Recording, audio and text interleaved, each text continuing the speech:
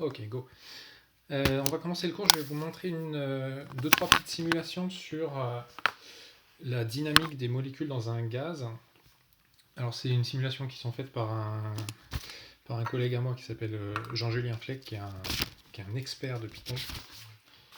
C'est à croire qu'il a inventé Python. Donc je vous montre ça, et puis après je vous expliquerai...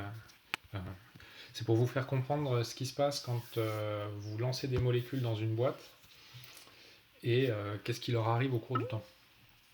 Alors du coup, donc là vous devez voir normalement une petite image. Donc sur cette image, vous avez à gauche une boîte dans laquelle il y a tout un tas de petits ronds. Les petits ronds, ça représente des molécules. Alors elles ont différentes couleurs, mais ça c'est juste pour les distinguer. Les molécules, elles sont soumises à la pesanteur. D'accord ? Donc elles sont censées, si on fait la dynamique juste d'une molécule toute seule dans le champ de pesanteur, elles sont censées avoir des trajectoires paraboliques. On part d'une situation de départ où, au tout début, là, toutes les molécules elles sont dans cette position-là, et elles vont toutes tomber quasiment toutes vers le bas, avec une très faible répartition, ça veut dire quasiment pas de vitesse horizontale. D'accord ? Et on va regarder comment elles se répartissent au cours du temps, du fait qu'en fait elles vont se rentrer dedans les unes avec les autres, et du fait qu'elles ont quand même une vitesse de départ qui correspond en fait à la vitesse d'agitation thermique. Donc on regarde ça. Hop. Mince, j'ai fait une bêtise. C'est laquelle ? Non, c'est pas celle-là. On revient. Faut que je reprenne la bonne. C'est toujours pas celle-là. Je vais y arriver parce qu'il y a 4 vidéos que je vais vous montrer. Évidemment, j'ai pas pris la bonne. Ouais, c'est celle-là. Tac. Alors, je recommence du début. Donc, au tout début, vous voyez, les molécules, elles vont tomber. Tac. Toutes les unes à la suite des autres, comme ça. D'accord ? Donc là, il n'y a pas de problème. Les molécules tombent. Sauf qu'il y a un moment, elles vont arriver, elles vont soit se rentrer dedans, soit taper les parois de votre boîte, et du coup, il va se passer la chose suivante. Il y en a qui vont repartir vers le haut, et vous voyez la petite flèche, ça permet de suivre une des molécules. Et à droite, vous voyez la répartition de vitesse, donc c'est la répartition de vitesse horizontale, qui au départ, toutes les molécules, elles avaient une vitesse horizontale quasi nulle, et à la fin, vous voyez que la répartition de vitesse, elle tend vers une gaussienne. Alors là, il n'y a pas beaucoup de molécules dans la simulation. Si vous mettiez 10 puissance 23 molécules, vous auriez une jolie répartition gaussienne. D'accord ? Alors, tac. Deuxième situation, la même chose, sauf que cette fois-ci, on enlève la gravitation. Donc c'est même simulation, mais il n'y a plus de gravitation. Et là, on regarde comment évoluent, pareil, les différentes vitesses, et vous pouvez suivre au cours du temps une des molécules. Donc vous voyez, elle se déplace en ligne droite. Dès qu'elle rencontre une autre molécule, il y a un choc. Il peut y avoir choc soit sur les parois de la boîte, soit un choc avec une autre molécule. La longueur moyenne parcourue par la molécule entre deux chocs, c'est le libre parcours moyen que j'ai défini mercredi. Alors oui, ça correspond au mouvement brownien. Alors le mouvement brownien, ça serait la situation où vous prenez ça et à l'intérieur de votre simulation, vous rajoutez une grosse molécule et vous suivez cette grosse molécule au cours du temps. D'accord ? Pour la visualiser. C'est comme ça que Brown il a posé le mouvement brownien, mais c'est exactement ça. Et alors le mouvement brownien, ça va même un peu plus loin, c'est vous pouvez, partant d'une particule qui a une position centrale, regarder la dispersion les différentes distances qu'elle peut parcourir au cours du temps, et faire le lien avec la théorie de la diffusion. Mais ça, c'est au programme de deuxième année. C'est pas mon objectif à moi. Moi, mon objectif, c'est juste de vous montrer que... Ah non, Romain, on fait rien du tout à l'intérieur de la boîte. On a juste lâché des particules avec une certaine vitesse de départ, et on les laisse libres d'évoluer toutes seules. D'accord ? Donc une particule, elle va en ligne droite, si elle ne subit pas d'interaction. Elle se déplace en ligne droite à une certaine vitesse, sauf qu'elle va rencontrer des obstacles qui vont modifier sa trajectoire. Et on regarde comment ça modifie la trajectoire. On chauffe absolument pas, on fait rien du tout. Alors par contre, pour lancer la simulation, il faut quand même que je donne un jeu de vitesse initiale. Et en fait, le jeu de vitesse initiale, ça revient à fixer la vitesse quadratique moyenne de ce gaz, donc ça revient à fixer la température. Donc cette simulation-là, c'est une simulation qui se fait à température constante, dans la limite thermodynamique, c'est-à-dire dans la limite où il y a beaucoup de particules. Comment la gravité peut être non négligeable à l'échelle microscopique ? En fait, ce qui va faire que la gravité va être négligeable ou pas, c'est est-ce que le poids va avoir le temps de courber la trajectoire entre deux chocs.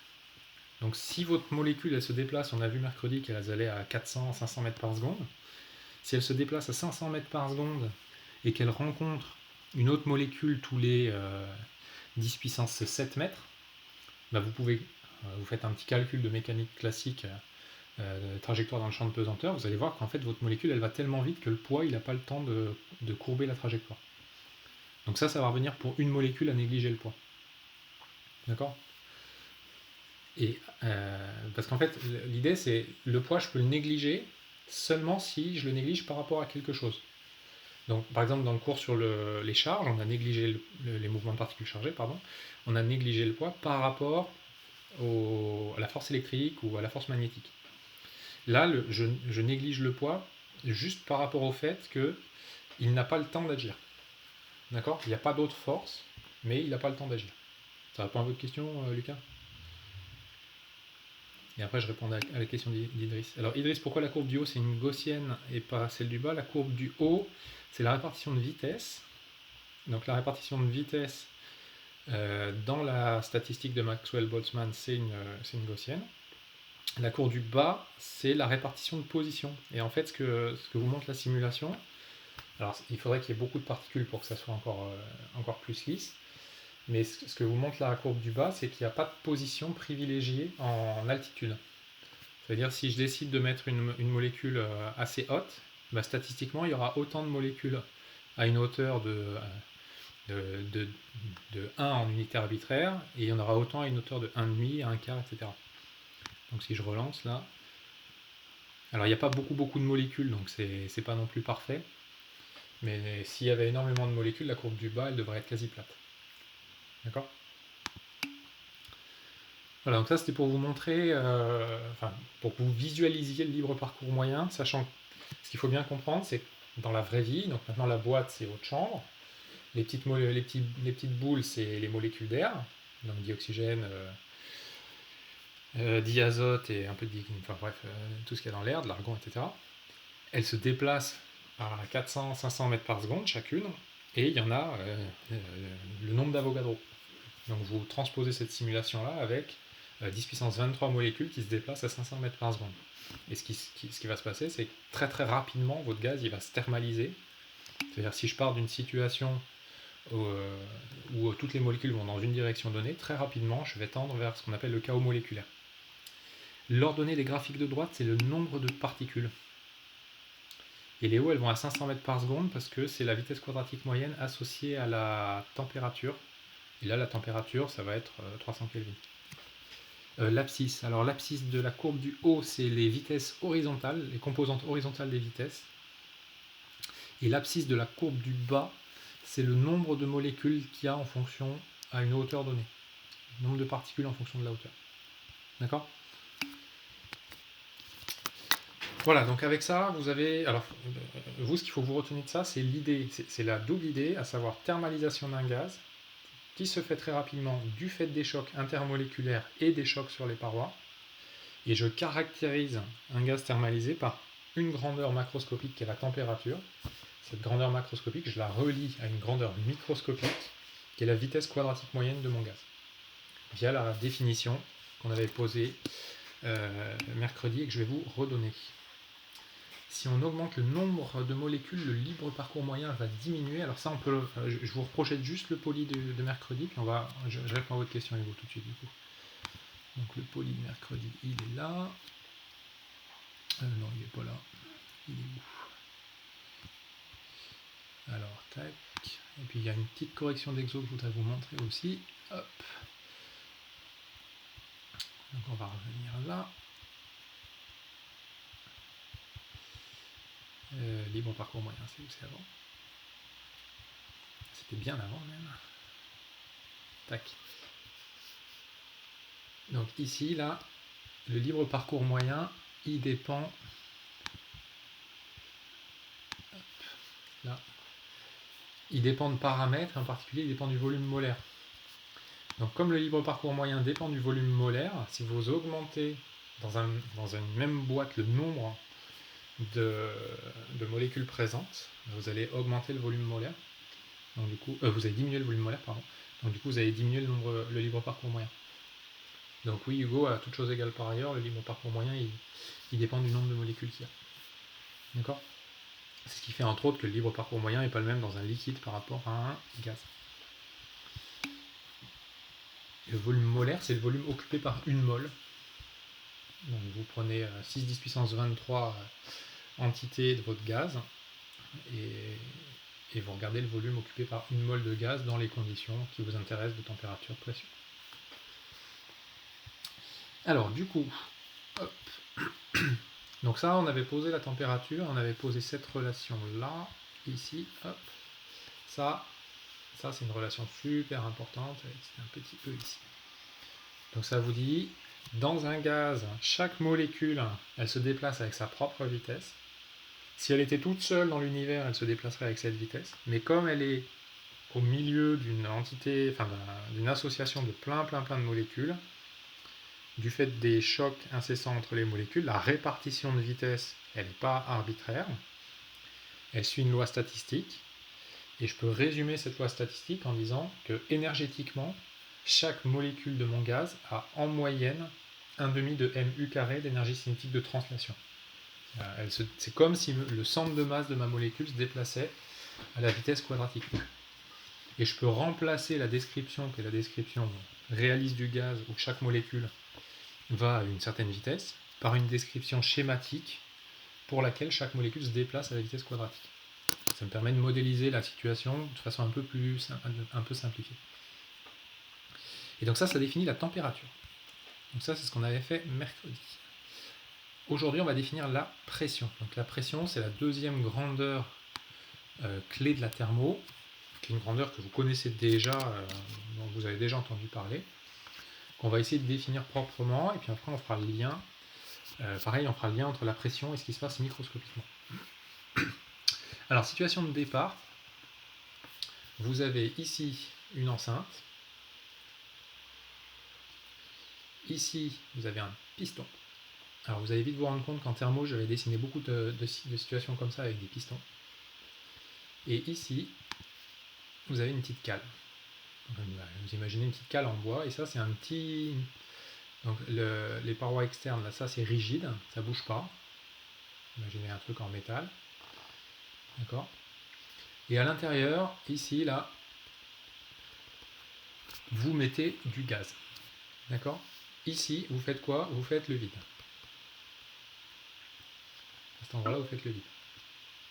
Et à l'instant de départ, j'enlève la petite cale. Qu'est-ce qui va se passer si j'enlève la petite cale ? On va constater que le piston se met en mouvement de la gauche vers la droite. Ce qui veut dire, si on raisonne de façon mécanique sur le piston, si le piston se met en mouvement, c'est qu'il subit une force. Pourquoi il subit une force ? Il subit une force parce qu'il y a le gaz à gauche. Alors ça, pour s'en convaincre, il suffit d'enlever le gaz de gauche. Si vous enlevez le gaz de gauche, que vous faites la même expérience, le piston ne bouge pas. Donc c'est bien la présence du gaz qui entraîne une force sur le piston. D'accord ? Donc le gaz, il exerce sur le piston une force. Alors après, comment est-ce qu'on comprend ça microscopiquement ? Pour comprendre ça microscopiquement, il suffit d'avoir lancé une balle d'avoir joué au tennis. Si vous jouez au tennis, vous faites quoi ? Vous avez une raquette ici. D'accord ? Imaginez que vous êtes en face de Roger Federer, par exemple. Il vous envoie un service dessus. Moi, si Federer il m'envoie un service dessus, que la balle elle arrive ici au niveau de ma raquette, qu'est-ce qui se passe ? Alors vous, je sais pas, mais moi, je vais me faire arracher le bras et ma raquette va se mettre à bouger. D'accord ? Non, c'est la raquette, c'est pas le front. Ok ? Si vous voulez que votre raquette ne bouge pas, il va falloir que vous contractiez vos muscles pour contrer l'action de la balle. Donc, c'est-à-dire la balle, quand elle arrive, elle tape votre raquette et elle repart comme ça. Ce choc-là de la balle sur la raquette induit une force qui s'exerce sur la raquette. D'accord ? Ouais, on peut dire que c'est la décompression du gaz si vous voulez dans le cas du piston. D'accord ? Ouais, on peut dire ça. Et donc du coup, moi si j'arrive à maintenir ma raquette fixe, ici mon trait rouge, ça veut dire que j'exerce aussi une force sur la raquette.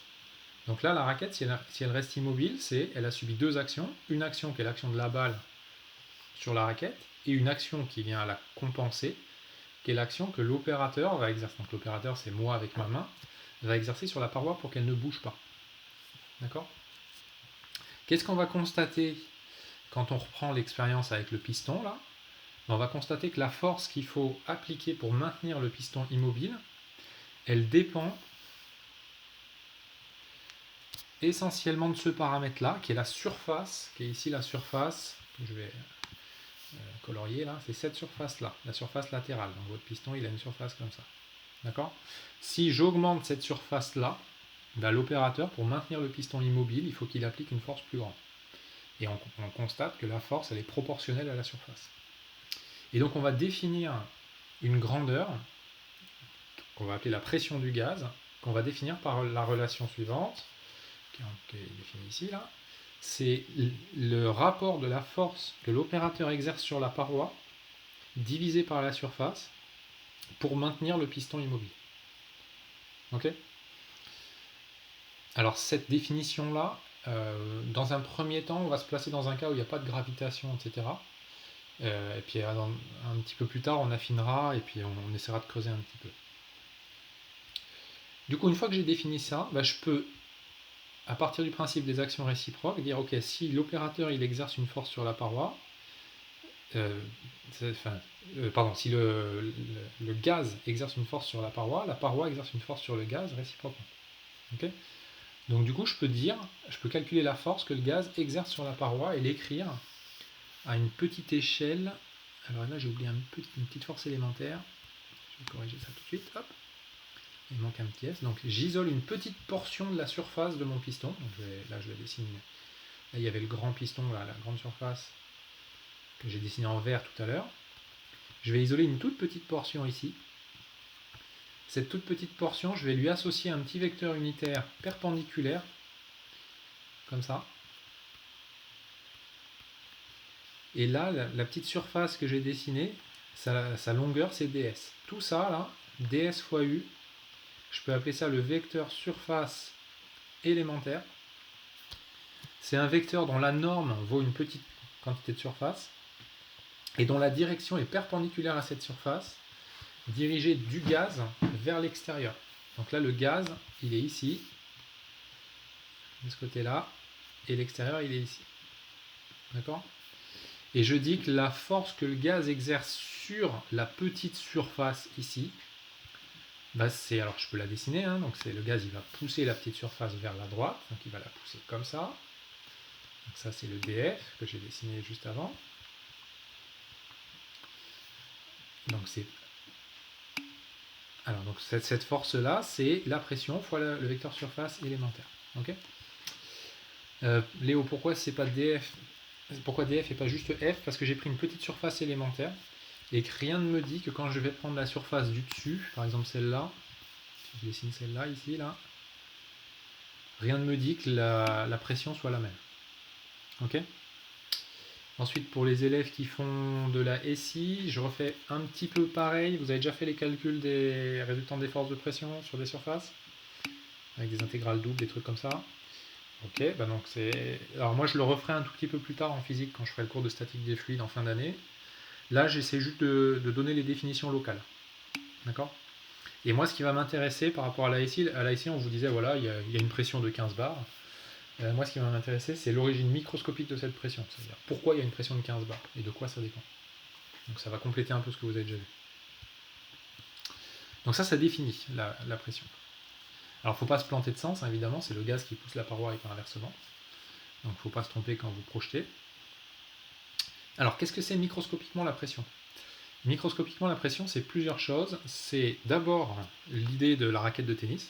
Donc ça, le premier qui a trouvé ça, c'est Bernoulli en 1738. Donc vous voyez, c'est assez vieux la notion de pression, ça fait quand même presque 300 ans qu'on a compris microscopiquement ce qui se passait. Donc là, vous pouvez faire ce que vous voulez. La pression exercée par le gaz sur une paroi du fait des chocs, ça va toujours être positif. C'est-à-dire votre gaz, il va toujours pousser la paroi vers la droite. Okay ? Par contre, après, vous pouvez avoir d'autres effets qui sont un peu plus techniques à analyser. Ça va être les interactions que vous allez avoir entre les molécules et la paroi. Donc par exemple, vous pouvez imaginer une situation qui est celle-là. Donc vous avez une paroi, et votre paroi, ici, c'est la surface chargée d'un condensateur. Donc là, il y a des tas de charges plus. D'accord ? De l'autre côté, vous avez la deuxième paroi de votre condensateur, c'est des charges moins. Vous vous rappelez les deux plaques d'un condensateur. Là, qu'est-ce qui va se passer si je mets des charges moins assez loin des charges plus ? Les charges plus, elles vont être attirées par les charges moins. Donc la paroi droite, là, elle va subir une petite force qui va l'envoyer par là. Qui n'est pas dans le même sens que le U qui était ici. Si j'augmente la quantité de charge qui est à gauche, en augmentant la surface, si j'augmente la surface à droite aussi, je vais augmenter la force. Donc là, la petite flèche que j'ai écrite, c'est une force de pression, mais c'est une pression qui est une pression négative. D'accord ?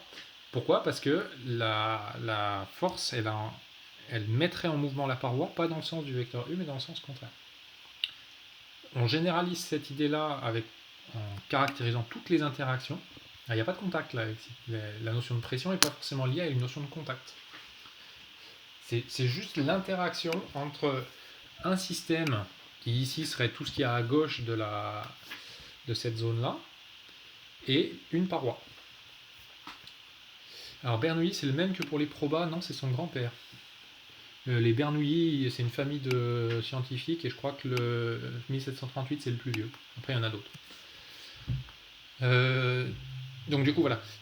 Donc ça c'est ce qu'on appelle la pression moléculaire qui va dépendre en fait des interactions intermoléculaires. C'est-à-dire il y a des situations où vous allez avoir des interactions attractives. Exemple un gaz de Van der Waals. Vous avez déjà vu les interactions de Van der Waals en chimie. Donc là c'est toujours attractif. Il y a des situations où ça va être répulsif. Exemple, un ensemble avec des molécules chargées, donc avec des ions, des choses comme ça. Là, je pourrais avoir des termes répulsifs. Et par contre, la conclusion de ce truc-là, c'est tout ce machin-là, il faut retenir, ça va être compliqué à caractériser à l'échelle microscopique. C'est-à-dire, je suis capable de trouver l'effet, mais pour le quantifier, ça va être compliqué. Ce qui se trouve entre les plaques est compressé, il y a une force de réaction suivant. Alors, ce qui se trouve entre les plaques, c'est du vide, Loïc. Donc, je comprime rien du tout parce que je mets du vide. Dans le condensateur, vous pouvez mettre du vide entre les deux plaques. C'est juste une action à distance, en fait. Donc, il faut faire la distinction entre une action de contact, qui est un choc, ou une action sur une réaction de support. Et là, c'est une action à distance. Mais je peux quand même définir une pression à partir d'une action à distance. D'accord ? Alors, nous, on revient à un cas un peu plus général. Donc maintenant, on regarde les choses d'un peu loin, et on va regarder quelles sont les conditions d'équilibre mécanique d'un système. Donc pour ça, on va faire ça sur un modèle qui est le modèle classique de la thermo. Une paroi qui sépare deux zones. Dans ces deux zones, j'ai deux pressions a priori différentes. Et je regarde quelles sont les forces qui vont s'exercer sur la paroi dans le référentiel du laboratoire galiléen. Donc la paroi, elle va subir quoi ? Elle va subir la force de pression qu'exerce le gaz de gauche sur la paroi, plus la force de pression qu'exerce le gaz de droite sur la paroi, plus d'éventuelles d'autres forces. Oui, vous avez raison, c'est un F2 là. Ça, c'est un 2. Tac. Plus d'éventuelles autres forces. Ok ? Que je note grand F leurs composantes. Si la paroi est à l'équilibre mécanique, qu'est-ce que je vais écrire ? Je vais écrire un principe fondamental de la dynamique à l'équilibre. Donc les SI, vous appelez le principe fondamental de la statique. Je fais quoi ? Je dis 0 égale somme des composantes suivant cette direction-là, donc suivant la direction U1,2. Donc je fais bien attention au signe ici. Et j'en déduis la relation qui me lie la pression à gauche à la pression à droite et à l'éventuelle autre force qui s'applique. D'accord ? Maintenant, on imagine que la paroi, elle se déplace sans aucun frottement. Donc elle peut glisser sans aucun frottement et que j'applique aucune force. Je ne mets pas ma main, je ne mets pas une cale, je ne mets rien du tout. Donc dans ce cas-là, le terme grand F, il vaut 0. Et donc si le terme grand F, il vaut 0, la condition d'équilibre, ça va être quoi ? Ça va être pression à gauche égale pression à droite. Donc ça, c'est un truc qui est tout bête à comprendre. Vous prenez vous prenez un cahier, vous prenez une main à gauche, une main à droite de votre cahier, et puis vous poussez avec la main de gauche, et puis vous maintenez avec la main de droite. D'accord ? Vous pouvez pousser hyper fort avec la main de gauche, si vous poussez pareil avec la main droite, votre cahier ne bouge pas.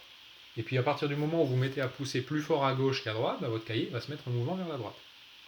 D'accord?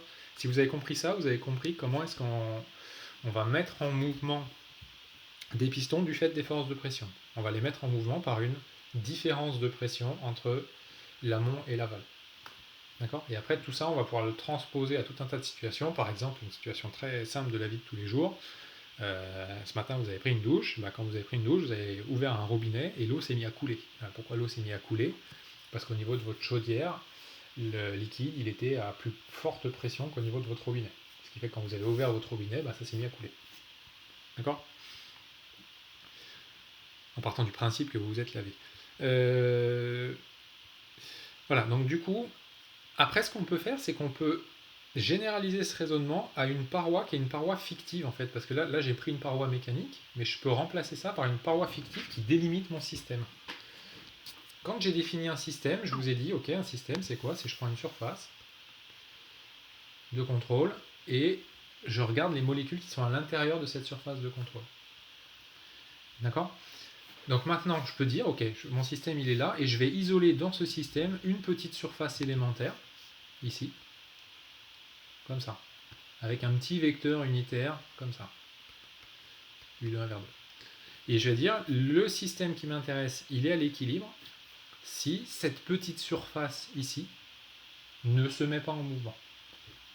D'accord? Cette petite surface fictive, elle ne se met pas en mouvement si la pression ici, que j'appelle P, alors je peux l'appeler P1, et la pression ici, que j'appelle P2, elles sont les mêmes. D'accord? Donc vous pouvez imaginer que vous prenez dans votre pièce, vous prenez un petit film très très fin qui vous permet de délimiter votre système de masse négligeable.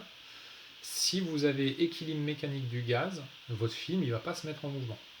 Si à un endroit dans votre pièce vous avez un gaz qui a plus forte pression, votre film il va se mettre en mouvement. Et après ce raisonnement-là, vous pouvez le généraliser à toute votre boîte.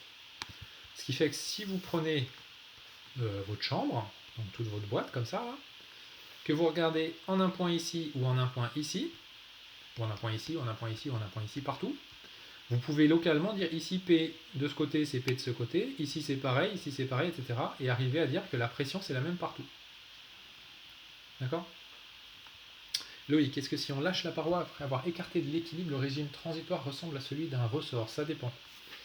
Ça dépend de comment vous lâchez votre paroi. Si vous lâchez votre paroi dans une situation où, au départ, par exemple, je reprends le schéma du haut avec P1 égale P2. Si je déplace la paroi, P1 il reste égal à P2, donc ça fait rien. D'accord? Par contre, si je pars d'une situation où j'avais une surpression d'un côté, la paroi, effectivement, elle va se mettre en mouvement. Et après, alors s'il n'y avait pas de frottement, elle se mettrait en mouvement avec un régime transitoire qui serait de durée infinie. Sauf qu'il y a forcément un petit peu de frottement quelque part, donc la paroi, elle va finir par s'arrêter. Et donc ce qu'on va constater, c'est effectivement des allers-retours de votre paroi qui finit par s'arrêter. Léo, la pression, c'est pas une tension. La pression, c'est la pression. Une tension, c'est des volts. La pression, c'est des pascals. C'est pas la même unité. Vous n'avez pas compris mon histoire sur le régime transitoire? Alors, je pars d'une situation qui est la situation suivante. Tac. Ici, je mets 1 bar. Ici, je mets 3 bars. D'accord? Vous imaginez qu'il y a du gaz dans une boîte comme ça. Qu'est-ce qui va se passer si je pars de 3 bars à droite et 1 bar à gauche? Ça va pousser plus fort à droite. Donc la paroi, elle va se mettre en mouvement par là. Sauf si elle se met en mouvement par là, ici, la pression, elle va augmenter.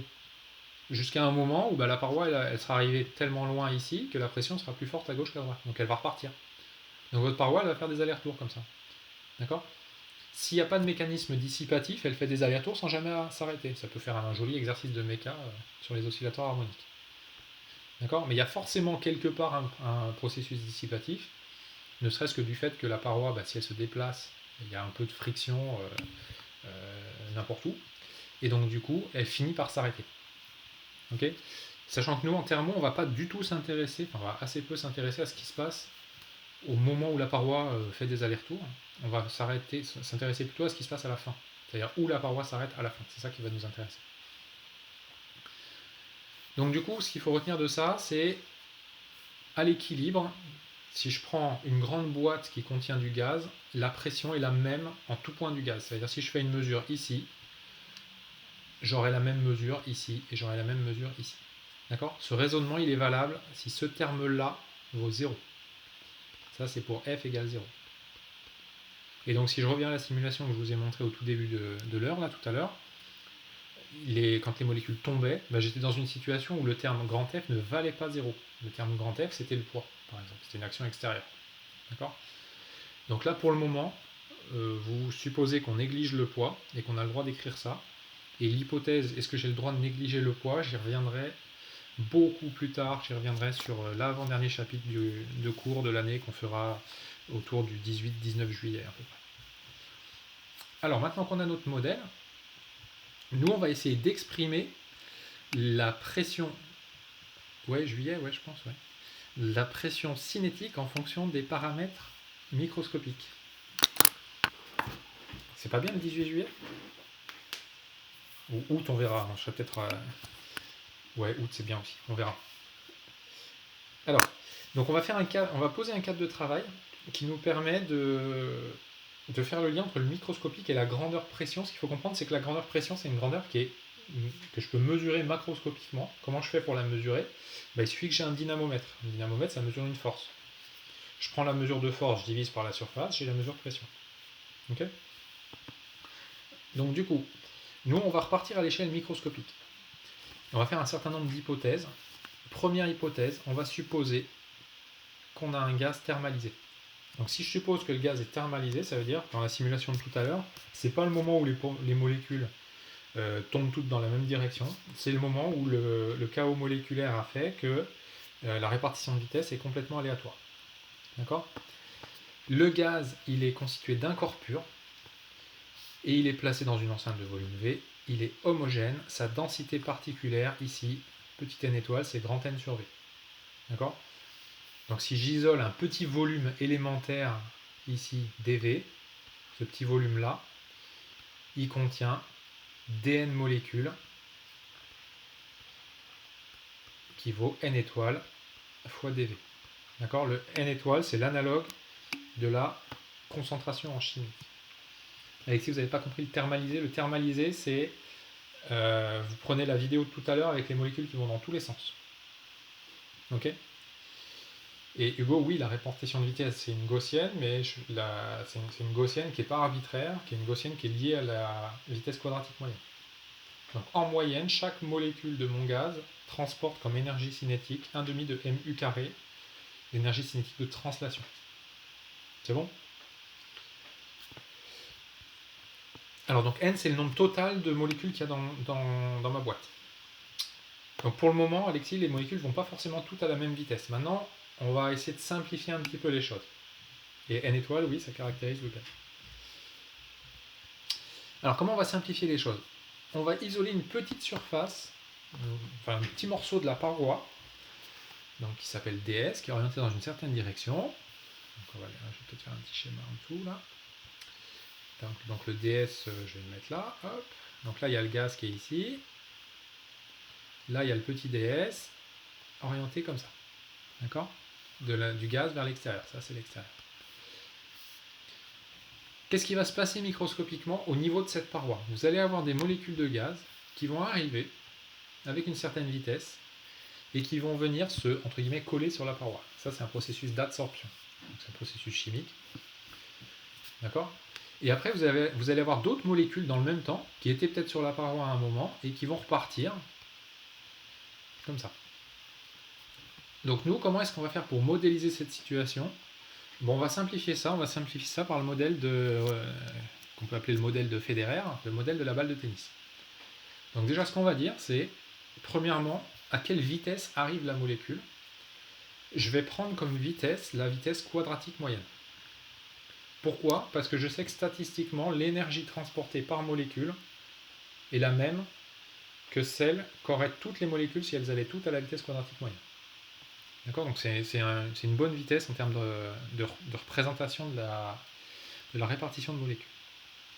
Ensuite, je vais simplifier les choses en disant, bon alors d'accord, les molécules elles vont dans tous les sens, mais du point de vue des chocs, si je redessine ma petite surface ici,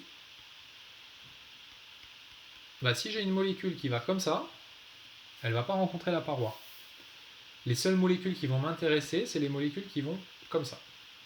D'accord? Alors vous allez me dire, oui d'accord, mais il y a aussi des molécules qui vont comme ça, par exemple. Alors ceux qui se posent cette question, qu'est-ce qui se passe pour les molécules qui vont comme ça? Je leur réponds, bah d'accord, cette molécule qui va comme ça, je peux la décomposer effectivement par une molécule qui va aller comme ça et une autre qui va aller comme ça. D'accord? Et du coup finalement, la seule partie qui va m'intéresser, c'est la partie qui va aller comme ça vers la paroi. C'est bon? Donc ce que je vais dire, c'est que je vais simplifier la distribution de vitesse en disant toutes les molécules vont toutes à la vitesse quadratique, et au lieu d'aller n'importe comment dans l'espace, elles se déplacent soit comme ça, soit comme ça, soit comme ça, soit comme ça, soit comme ça, soit comme ça. D'accord? Selon les trois directions et les deux sens possibles. Alors non, en fait, je ne suis pas en train de décomposer le vecteur à vitesse comme ça, je suis en train de simplifier la distribution de molécules vers une autre distribution équivalente du point de vue énergétique, qui est plus facile à appréhender. D'accord? Si vous ne me croyez pas sur le fait qu'on peut faire ça, un peu plus tard dans le poly, je fais le calcul exact avec la vraie distribution de vitesse, et c'est juste pour faire un modèle un peu plus simple. Ok? Alors Romain, on pourrait faire une relation de Chasles pour décomposer, sauf que le problème c'est que moi ce que je veux c'est que chaque molécule aille dans une direction que j'ai bien définie et que j'ai bien caractérisée. D'accord?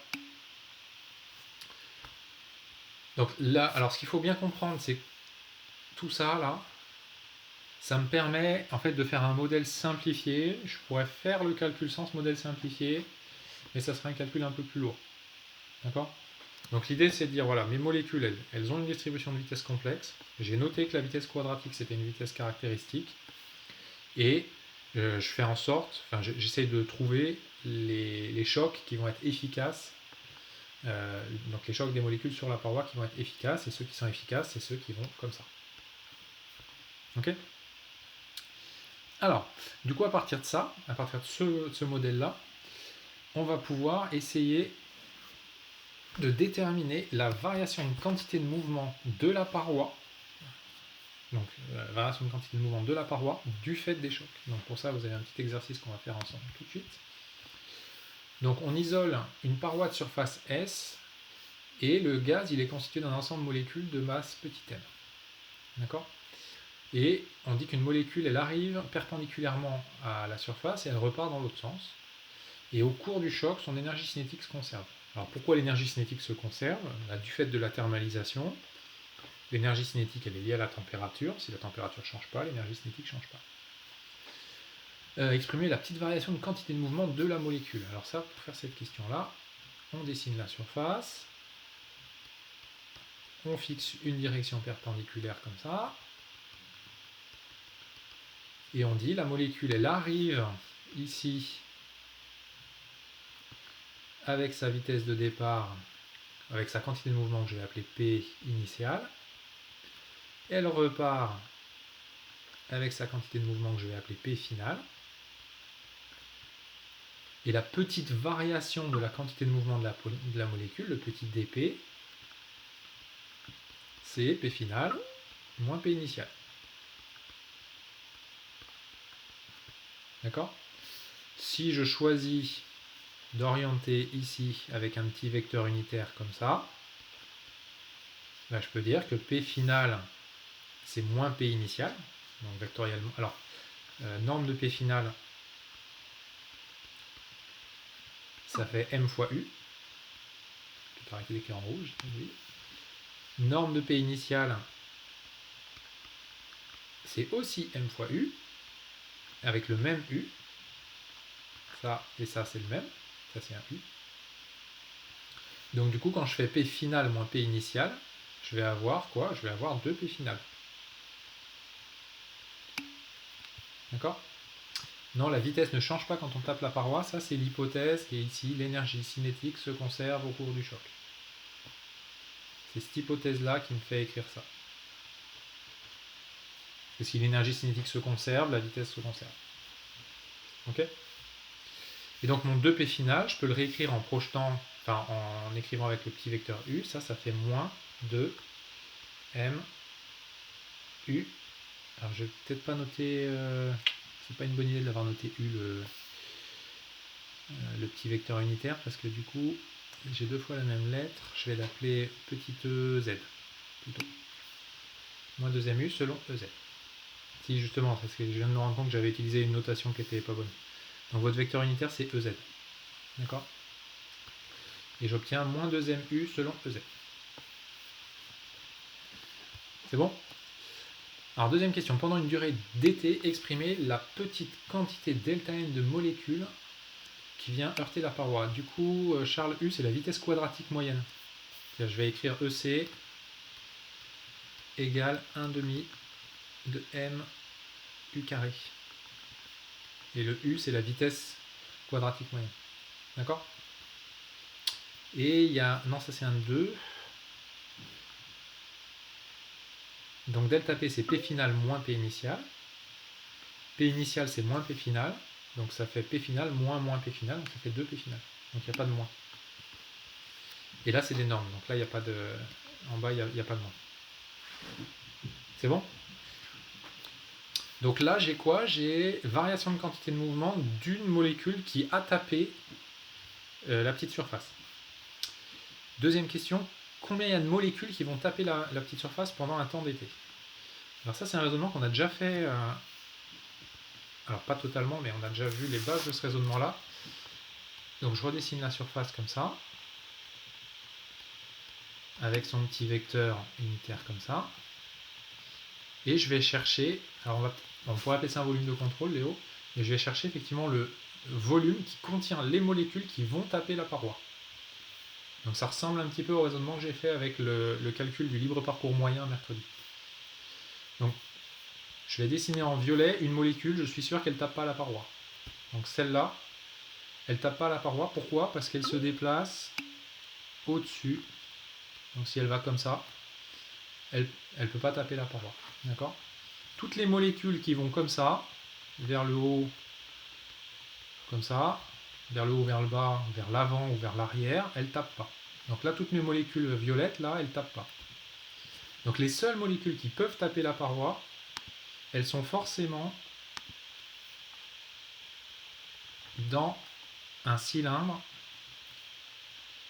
de base, la surface rouge. Donc elles sont forcément quelque part par là, à l'intérieur. Là. D'accord ? Alors après, si je veux savoir où j'arrête ce cylindre, ben je regarde quelle est la distance parcourue par une molécule pendant le temps d'été. Donc une molécule, elle parcourt, elle va à la vitesse U, donc elle parcourt U fois dt pendant dt.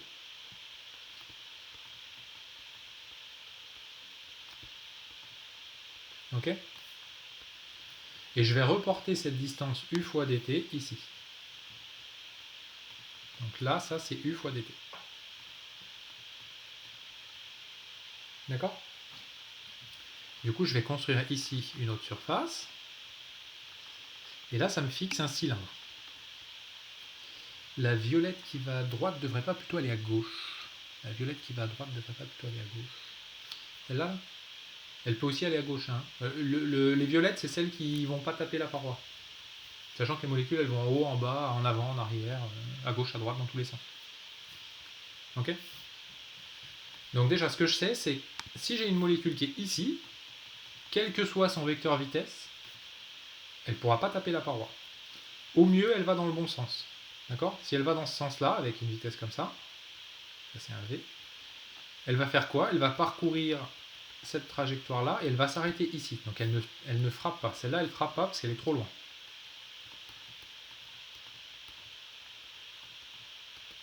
D'accord ? Donc seules les molécules contenues dans le volume rouge, comme ça là, peuvent frapper la paroi. Si vous avez compris ça, on a presque fini. Donc seules les molécules dans le volume rouge.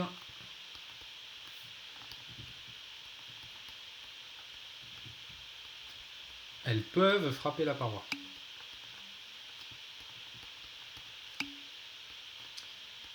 Oui, pendant le temps d'été. C'est sûr que si je change le temps d'été, la longueur, elle va changer. Et Hugo, vous avez raison, maintenant, parmi ces molécules, il y en a qui ne vont pas dans le bon sens. Donc je prends une molécule qui est dans le volume, ici. Statistiquement, j'en ai qu'un sixième qui va dans le bon sens. D'accord ? Ils font quoi les 5 autres sixièmes? Les 5 autres sixièmes, je peux les redessiner en violet comme des molécules qui ne vont pas taper. Il y en a qui vont partir par là, il y en a qui vont partir par là, il y en a qui vont partir par là, il y en a qui vont partir par là, et il y en a qui vont partir par là. Et il n'y a que celle qui part dans le bon sens, ici, je suis en train de colorier, qui peut aller. Alors pourquoi un sixième? Parce que j'ai 3 directions possibles, haut, bas, avant, arrière, gauche, droite. Et dans mon modèle, les molécules elles se déplacent soit de haut en bas, soit de bas en haut, soit de gauche à droite, soit de droite à gauche, soit d'avant en arrière, soit d'arrière en avant. D'accord? Il se peut qu'il y ait des chocs entre les molécules qui vont dans des sens opposés. Ben non, si les molécules vont dans des sens opposés, elles ne se rencontrent pas. D'accord? Et là, Edine, dans le modèle, moi je ne m'intéresse pas à ce qui se passe entre les molécules. Je m'intéresse juste à est-ce que les molécules vont venir taper la paroi ou pas. Donc je ne m'intéresse pas aux chocs intermoléculaires. D'accord? Je néglige les chocs intermoléculaires même.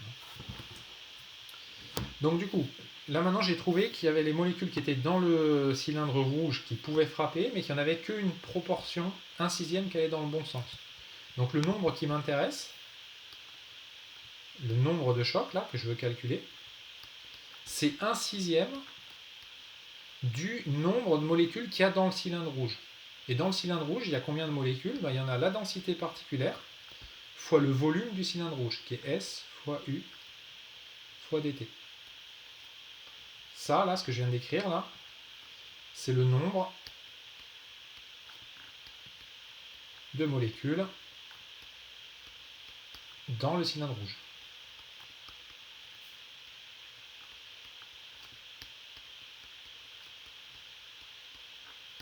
Ok? Et là, avec ça, j'ai trouvé combien de molécules allaient frapper pendant la durée d'été la paroi.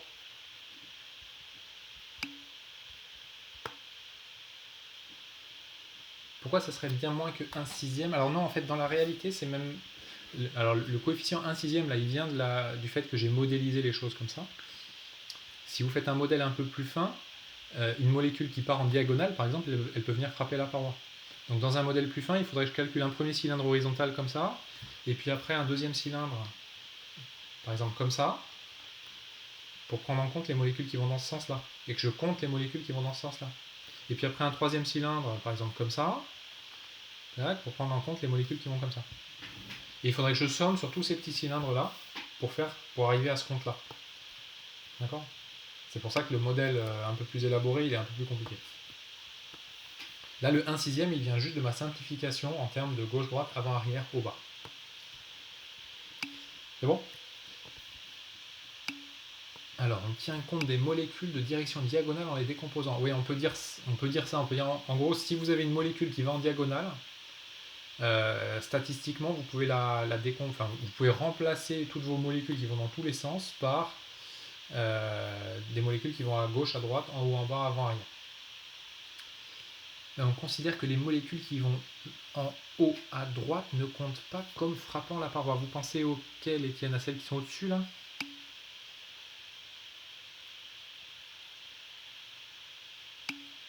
Dans le volume là, donc celles qui vont en haut à droite. Alors attention, ah oui, alors celle-là, là, cette flèche-là, c'est pas en haut à droite, c'est vers l'arrière. C'est juste que j'ai fait un dessin en 3D avec 3 axes comme ça. D'accord? Donc ça là, c'est vers l'arrière. Ça c'est l'arrière. C'est pas en haut à droite, c'est une version en perspective. Ok? Et pareil, celle-là, c'est l'avant. Celle-là, elle part vers l'avant de votre feuille. Ça c'est l'avant. Ok? Quand un nom, c'est pas un quart. Un quart, ça serait si vous viviez dans un monde en 2 dimensions. Donc là, vous voyez, j'ai dessiné 6 flèches. 1, 2, 3, 4, 5, plus ma flèche rouge, ça fait 6. Et donc statistiquement, j'ai bien 1/6 vers la droite. Et dans le modèle affiné, non, alors dans le modèle affiné, le préfacteur, ça serait 1,5.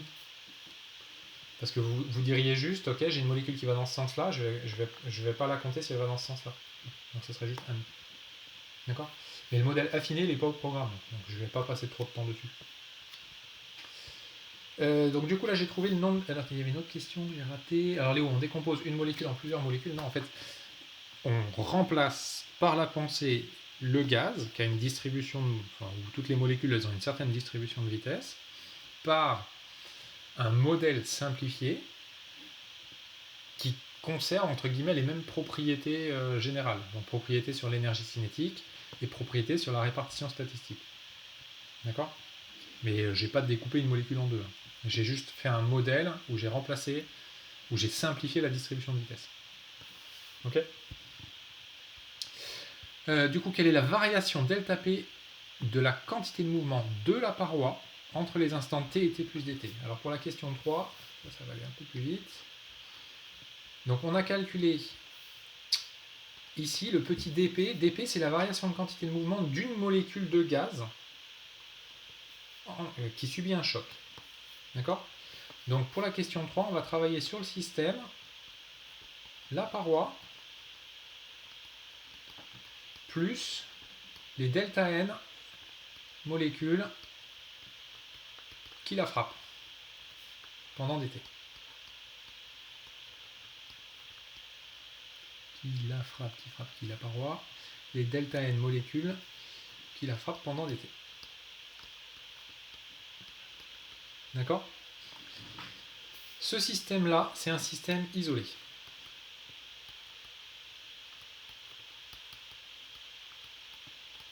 Il n'y a pas d'action extérieure qui s'exerce sur ce système-là entre les instants t et t plus dt.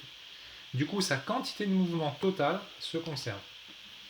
Donc P du système, je peux écrire que P du système, c'est un vecteur constant. Que je peux réécrire, delta P du système, c'est delta P d'une constante, donc c'est le vecteur nu. Ok? Et du coup, je vais réécrire là, j'espère que je vais avoir assez de place. Donc je peux écrire que delta P de la paroi plus delta n fois dp, c'est le vecteur nul. Qu'est-ce que j'ai dit là? J'ai dit la variation de quantité de mouvement de la paroi plus la variation de quantité de mouvement de toutes les molécules qui vont frapper la paroi, ça vaut 0. Ok? Delta P système égale à regardez, vous pouvez barrer ça, égale 0, vecteur nul. D'accord? La quantité de mouvement du système est constante, donc sa variation vaut 0.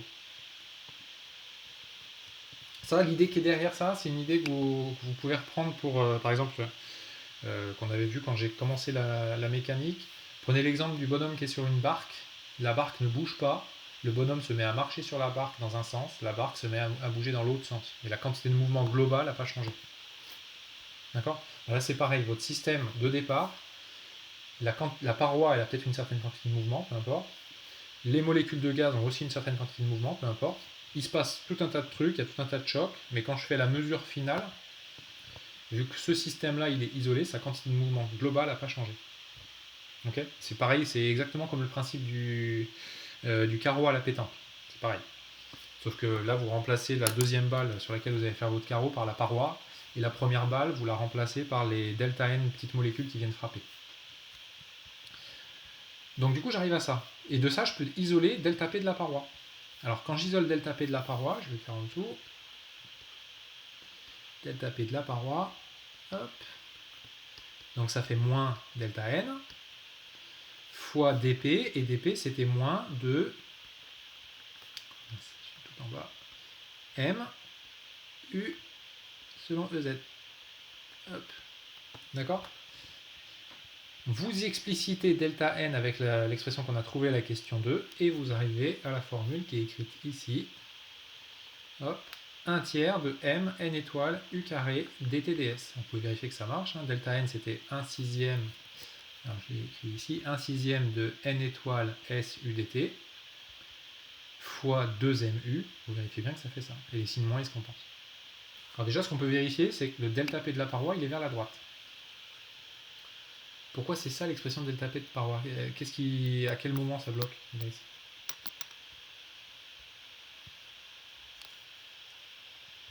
Au calcul final ou avant?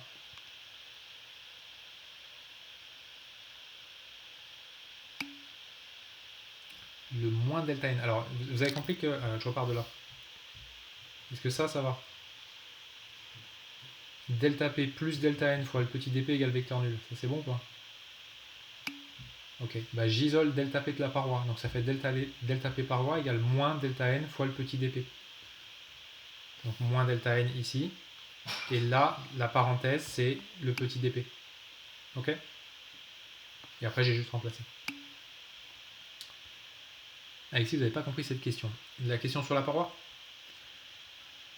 Alors, je reprends l'exemple de la... Je reprends l'exemple de la balle de... Attends, je vais vous faire un petit schéma. On va faire ça. Tac.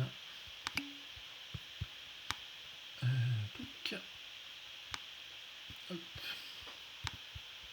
Je reprends l'exemple de la pétanque. Donc, vous imaginez, vous jouez à la pétanque. Ou ça marche avec le billard aussi.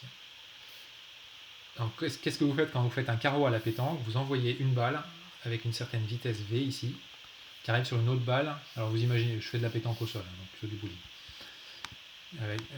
Sur une autre balle qui au départ est immobile. Donc la deuxième au départ elle est immobile. Ok?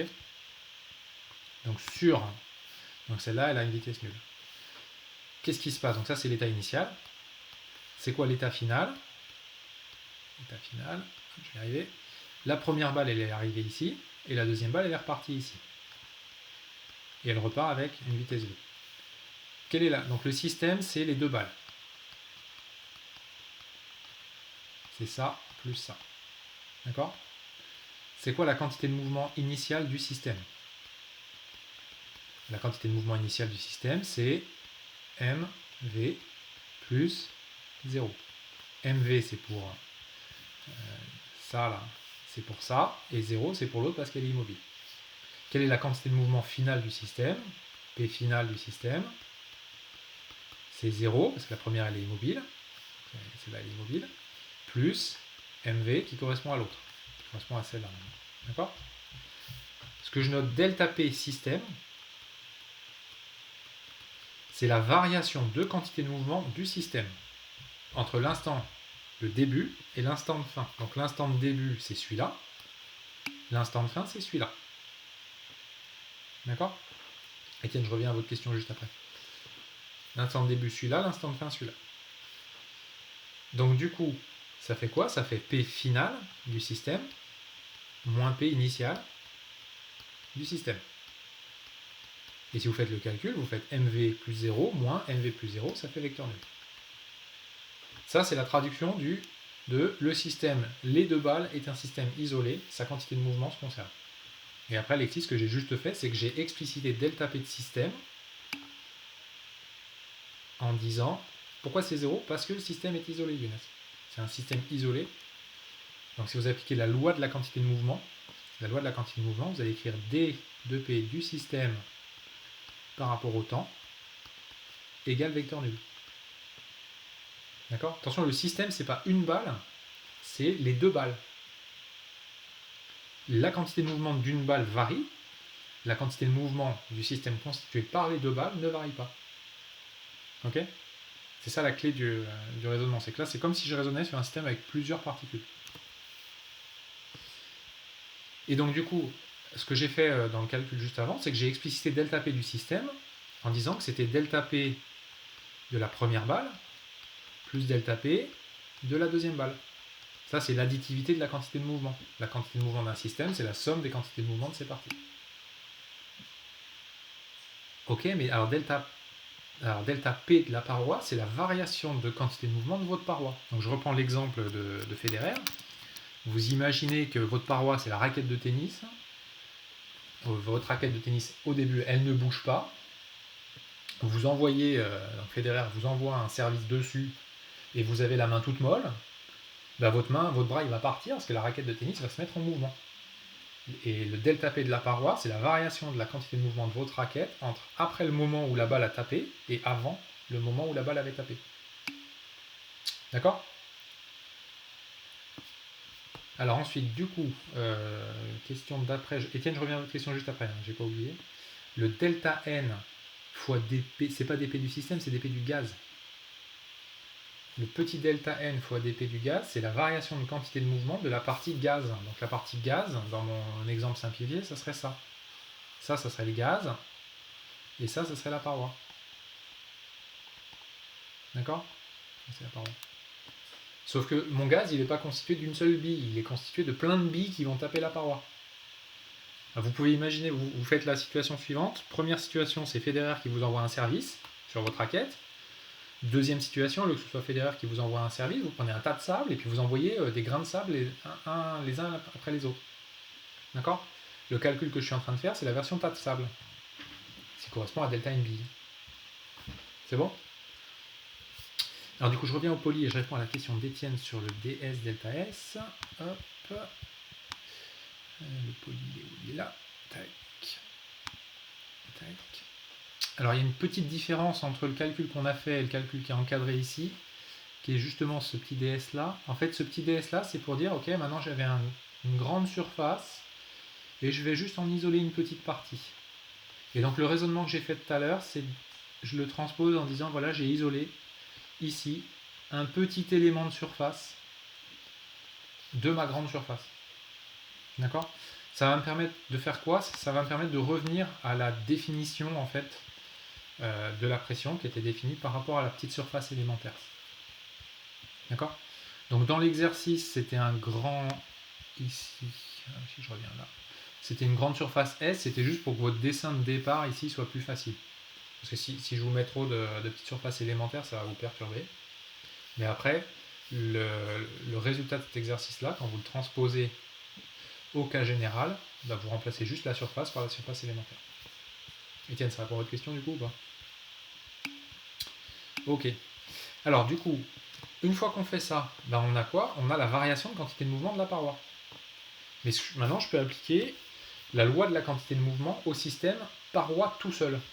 Donc je fais une loi de la quantité de mouvement au système paroi tout seul. Et je dis variation de la quantité de mouvement de la paroi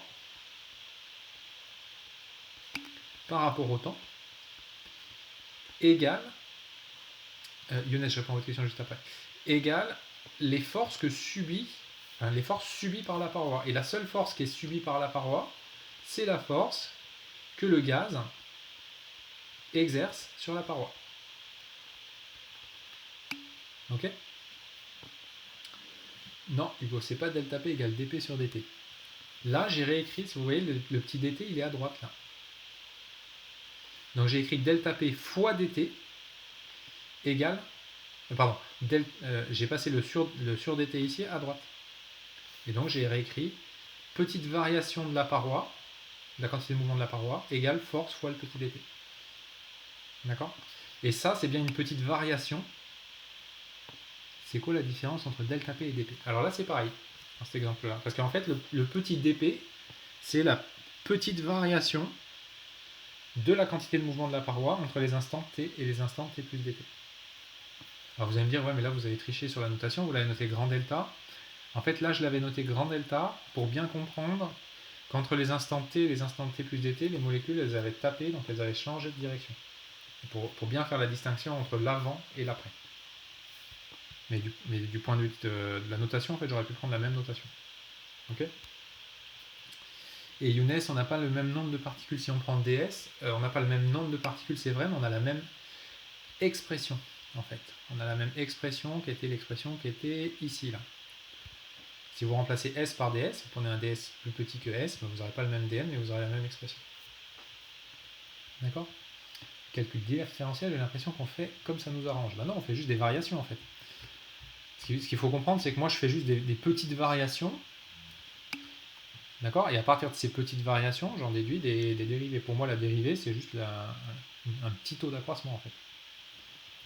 Ok? Sauf que, alors là, la grosse nouveauté de ce raisonnement, c'est que d'habitude, Oui, d'accord, j'ai bien compris que grand delta, c'était pas une petite variation, mais je vous explique pourquoi j'ai noté ça grand delta. Après, si ça vous traumatise, vous ne notez pas grand delta, vous notez D. D'accord? Pourquoi je note pas ça à D? Parce que sinon, j'aurais dû, un moment, j'aurais dû écrire D de enfin, la petite variation d'une petite variation. Et alors là, ça vous aurait vraiment perdu. Ok? Alors, si je reprends l'esprit de cette preuve-là, là, j'ai calculé la variation de quantité de mouvement de la paroi du fait des chocs, et j'en ai déduit la force. D'accord? D'habitude, on fait l'inverse. D'habitude, je vous donne la force et vous trouvez la variation de quantité de mouvement. Là, c'est un raisonnement qui est complètement différent. C'est pour ça que c'est un raisonnement qui est un petit peu perturbant la première fois que vous le voyez. C'est un raisonnement où je pars de l'info que j'ai déjà sur la quantité de mouvement pour en déduire la force. Alors, du coup, maintenant qu'on a la quantité de mouvement, comment on va revenir à la pression? Pour revenir à la pression, on va repartir de la définition, en fait. À partir du moment où j'ai cette expression-là, je peux expliciter ce terme-là, celui-là, en disant ce terme-là, c'est P fois ds, donc c'est ça, tac, fois ça, sans le dt. Ok? Ça, c'est la définition de la pression. Et après, j'ai juste à faire quoi? J'ai juste à identifier le terme de gauche avec le terme tout à droite. Et si vous identifiez, alors le vecteur EZ, il va partir, le dt, il va partir, et il va vous rester cette formule-là. D'accord? Qui est la formule qui vous donne l'expression de la pression en fonction des paramètres microscopiques de votre gaz, la masse d'une molécule, le nombre de molécules par unité de volume et la vitesse quadratique. Ok? Alors attendez, du coup Idriss il est encore perdu. Sur quoi vous êtes perdu, Idriss? Idriss, c'est bon ou pas?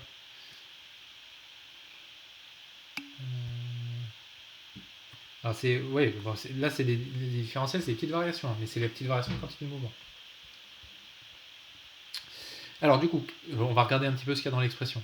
Dans l'expression, il y a trois termes, enfin trois choses importantes. M, n étoile, u carré. Si vous augmentez n étoiles, toutes choses égales par ailleurs, ça a l'air assez logique que vous augmentiez la pression. Donc augmenter n étoiles, c'est faire quoi? C'est, je reprends l'exemple de la raquette de tennis, mais au lieu de recevoir une balle, je reçois 50 balles. C'est évident que pour contrer 50 balles, ça va être plus dur que pour contrer une balle. D'accord? Augmenter M, c'est pareil, ça va faire augmenter la pression. Donc, je reprends encore l'exemple de la raquette de tennis. Vous imaginez que Federer vous envoie à 200 km/h une balle de tennis, puis moi j'arrive derrière et je vous envoie à 200 km/h une balle de ping-pong. Ça va être plus facile d'arrêter ma balle de ping-pong que d'arrêter la balle de tennis. D'accord? Parce qu'elles n'ont pas la même masse. Et puis si vous remplacez ça par, que ce soit une balle de tennis, vous prenez une balle de bowling, là l'effet il va être plus important. Donc c'est normal que la pression dépende de la masse des entités qui vont frapper la surface.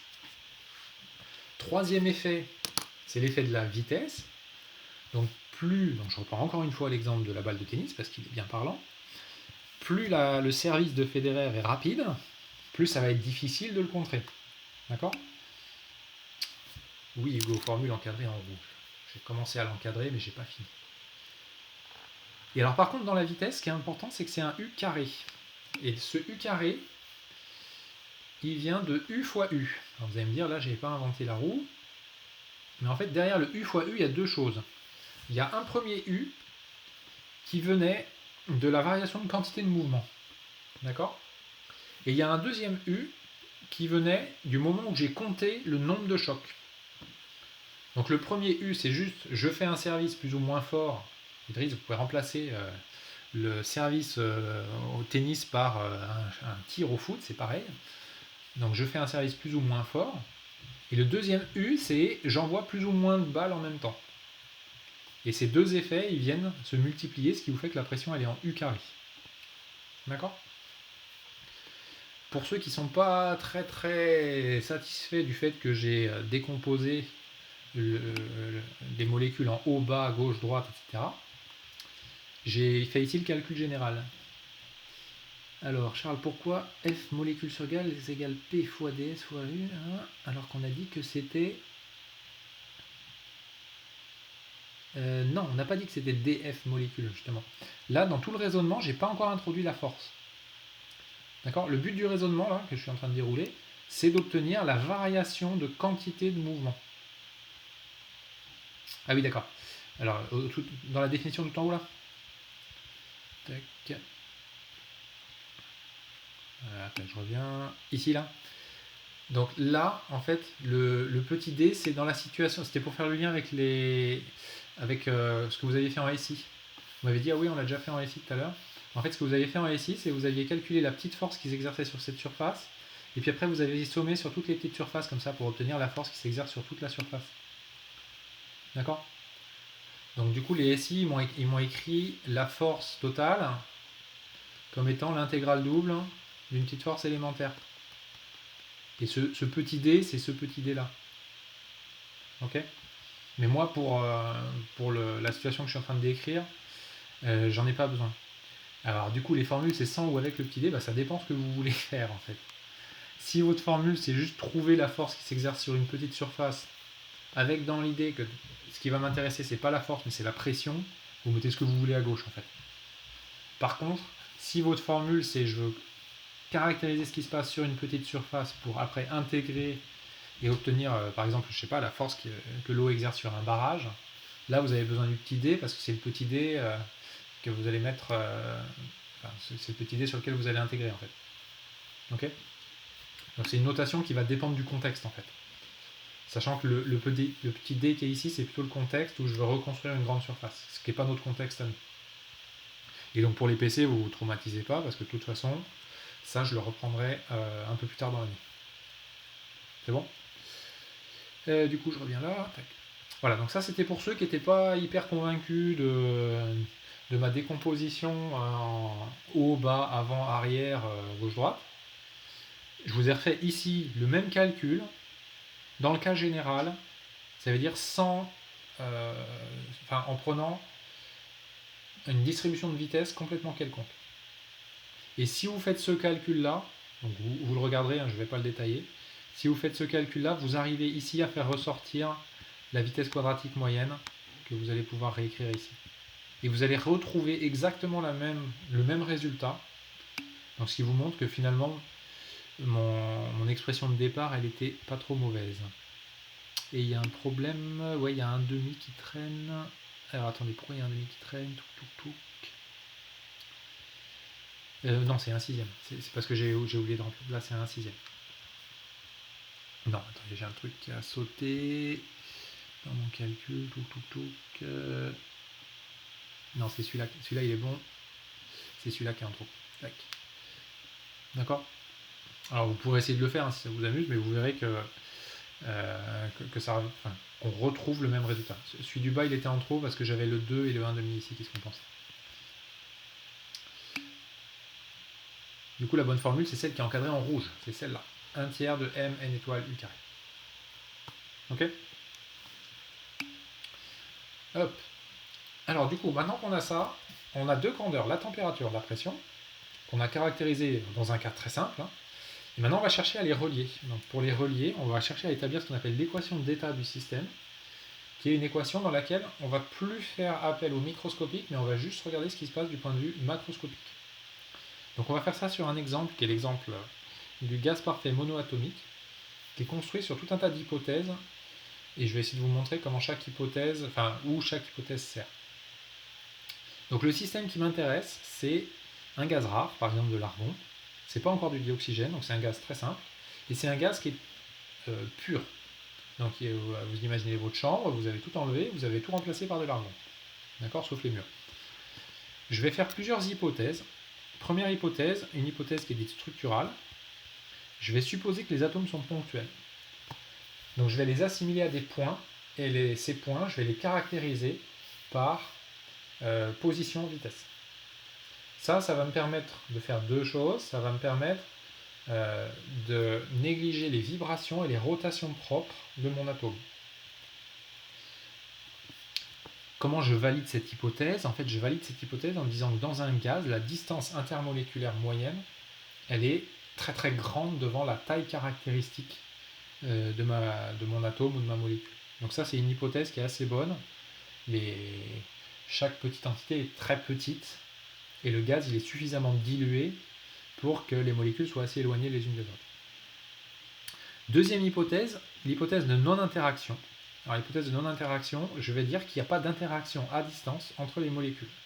Les seules interactions que peut subir un atome, c'est le moment où il va venir taper la paroi. Donc tous les atomes, ils vont tout droit, et la seule chose qu'ils font, c'est qu'ils viennent taper la paroi. C'est tout. Ok ? Donc là, l'hypothèse de non-interaction, elle est valable si le gaz il est infiniment dilué. Donc si le gaz est infiniment dilué, les molécules elles sont infiniment éloignées les unes des autres. D'accord ? Ça, c'est deux hypothèses que j'ai déjà faites implicitement quand j'ai fait le calcul de la pression cinétique juste à l'instant. Là. Non, on est à l'échelle macroscopique. Là. Mon système il est macroscopique. Hein. Il va contenir beaucoup d'atomes. En thermo, je suis toujours à l'échelle macroscopique. Ok ? Donc en fait, les deux hypothèses que je pose, je les ai déjà implicitement utilisées. Et ça m'a permis de dire, voilà, toutes les molécules se déplacent à la vitesse U, et j'ai pas dit que les molécules se tapaient les unes les autres dans le petit volume rouge. Quand j'ai compté, là, je reviens en arrière, quand j'ai fait ce dessin-là, les seuls chocs que j'ai comptés, c'est les chocs où la molécule arrive sur la paroi, c'est pas les chocs entre les molécules rouges, enfin entre les... Pardon, des chocs intermoléculaires dans ce volume-là. Donc molécules ponctuelles qui n'interagissent pas entre elles. D'accord ? En termes de libre parcours moyen, le libre parcours moyen d'un atome de mon gaz, là, ça correspond à la taille caractéristique de votre système. Parce que quoi, la longueur caractéristique que peut parcourir l'atome, c'est la taille de votre boîte. Alors Cyprien, on fait beaucoup d'hypothèses. En fait, pourquoi j'ai besoin de faire beaucoup d'hypothèses ? Parce que la description microscopique d'un système avec 10 puissance 23 atomes, elle n'est pas si simple. Donc là, en fait, là, ce que je suis en train de construire, alors ça, vous allez peut-être avoir du mal à le croire, mais c'est le système thermodynamique le plus simple du monde. D'accord ? Et après, à partir de ce système-là, ben justement, on va remettre en cause telle hypothèse, on va remettre en cause telle autre hypothèse, et puis on va arriver à faire des systèmes un peu plus compliqués. Exemple de système un peu plus compliqué, un liquide. Hein ? Dans un liquide, l'hypothèse de non-interaction, elle est fausse. Donc le liquide, je ne vais pas le caractériser thermodynamiquement comme ce gaz-là. Mais l'avantage de ce gaz-là, c'est que ça va me donner un système modèle à partir duquel je pourrais faire des comparaisons. D'accord ? On sait mesurer la vitesse et la position d'un atome en même temps. À la limite classique, oui. Donc là, moi, je fais aussi une hypothèse de physique classique, d'accord ? Donc, ça tombe bien parce que les ordres de grandeur sont tels qu'on peut faire un modèle classique là-dessus. D'accord ? Et puis après, Hugo, si vous voulez faire le gaz parfait dans la limite non classique, eh ben, on en reparlera un peu plus tard. Alors, ensuite, on va essayer de décrire l'état d'équilibre thermodynamique du système. Donc, pour ça, on fait encore quelques autres surcouches d'hypothèses. Le gaz n'a pas de mouvement macroscopique d'ensemble. Donc ça, c'est assez simple à comprendre. Ça veut dire, je prends le gaz de la pièce, mais la pièce, c'est pas l'intérieur d'un camion qui est lui-même en mouvement. Le gaz est isolé, donc il n'y a pas d'échange de matière avec l'extérieur, et le gaz ne subit pas de force à distance. Donc par exemple, je néglige le poids. Et l'ensemble est à l'équilibre thermique. Donc ensemble à l'équilibre thermique, ça veut dire j'ai réussi à thermaliser le gaz, comme on a vu avec la vidéo du début du cours. D'accord ? Alors là, vous allez me dire, c'est pas possible de thermaliser un gaz s'il n'y a pas de choc intermoléculaire. Je vous réponds, vous avez raison, mais il y a des chocs avec les parois, et en fait, on peut thermaliser le gaz via les chocs avec les parois. D'accord ? Le but de ces hypothèses, c'est d'établir ce qu'on appelle l'équation d'état. Donc l'équation d'état, ça va être, je vais relier les grandeurs macroscopiques, la pression, la température, le volume entre elles. Donc vous allez voir que c'est assez facile. Première question, énergie cinétique moyenne en fonction de P et N étoiles. Alors ça c'est facile, on va repartir de l'expression de la pression cinétique. Donc on avait P égale 1 tiers de M, N étoiles, U carré. D'accord ? Là le EC moyen, c'est l'énergie cinétique de l'ensemble. Donc on va écrire l'énergie cinétique moyenne pour une molécule. Pour un atome, pardon. Donc c'est le petit EC. C'est quoi ? C'est 1/2 de petit m U carré. Donc pour le gaz, Le grand EC, c'est grand N fois ce petit EC. Donc ça fait 1 demi de M N U carré. Sauf que M U carré, ça fait, que je fasse pas de bêtises, je vais l'écrire là, donc ça fait 3P sur N étoiles. Donc je peux réécrire que grand EC, ça fait 3 demi de N, ça c'est un grand N, pardon, grand N sur N étoiles, fois, attends, j'ai fait une bêtise, fois P, voilà. D'accord? Première expression. Alors EC égale 3 demi de grand N sur petit N étoile fois P. C'est bon? Deuxième question, énergie cinétique en fonction de KB et T. Alors ça, je vais partir de la définition. Et je vais dire que petit EC, c'est 3 demi de KBT. Donc, pour tout le gaz, grand EC, ça fait 3 demi de N, ça c'est un N, fois KB, fois T. Ok? Oui, N sur N étoile, c'est V. Alors, je vais le simplifier juste après. 3 demi, ça c'est un grand N. Hop. D'accord? Établir PV égale NRT. Alors bah, c'est facile, j'ai juste à identifier, enfin à faire égaliser les deux expressions. Donc qu'est-ce qu'il va me rester? Il va me rester 3 demi de grand N sur N étoile fois P égale 3 demi de grand N fois KB fois T. Je simplifie ce que je peux simplifier. Le 3 demi il part, le N il part, et il me reste P égale N étoile fois KB fois T. Ça, vous pouvez déjà l'encadrer en rouge parce que c'est déjà une relation. D'accord?